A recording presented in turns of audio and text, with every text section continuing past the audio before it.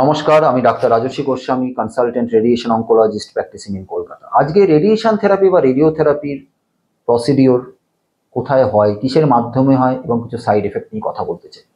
Radiation থেরাপির একটা জিনিস আপনাদের মাথায় রাখতে হবে, রেডিয়েশন থেরাপি কিন্তু একদিনের চিকিৎসা নয়।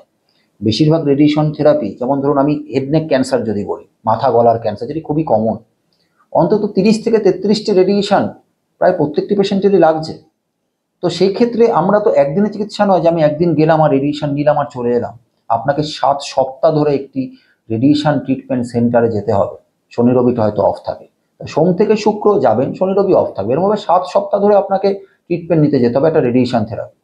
সুতরাং এটা ব্যাঙ্গালোর আর হায়দ্রাবাদে উড়ে গিয়ে হবে না, এটা আপনাকে বাড়ির কাছাকাছি যতটা সম্ভব করতে হবে। কারণ নইলে আপনাদের 7 সপ্তাহ ধরে পেশেন্টের কাছে থাকা একটি রেডিয়েশন থেরাপির জন্য কোয়াইট ইম্পসিবল এবং খুব ডিফিকাল্ট একটা পেশেন্ট ফ্যামিলি বা কেয়ার গিভারদের জন্য।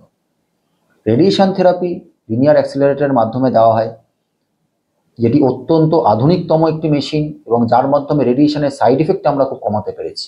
তার কারণ রেডিয়েশন থেরাপি যতটা আমরা টিউমারকে সেন্টার করে দেব এবং আশেপাশে নর্মাল টিস্যু অর্গানটাকে বাঁচিয়ে রেডিয়েশন দেব, তত আমাদের সাইড এফেক্ট কম হবে এবং ক্যান্সার সেলটি ধ্বংস হয়ে যাবে। খুব সহজ কনসেপ্ট। যত আমাদের টার্গেটেড রেডিয়েশনটা হবে, সেটাই আমরা এই মুহূর্তে আইএমআরটি মানে intensity modulated radiation therapy, image guided radiotherapy, stereotactic body radiotherapy, stereotactic radio surgery, volumetric modulated arc therapy, এগুলোর মাধ্যমে অত্যন্ত আধুনিকতম রেডিয়েশন থেরাপি চলছে। সুতরাং রেডিয়েশন থেরাপি বা রেডিওথেরাপি সম্বন্ধে যদি আপনার পরিচিত কোনো লোকজন বলে, বাবা ওটা অনেক সাইড এফেক্ট, কিচ্ছু নয়, একদমই ভয় পাবেন না।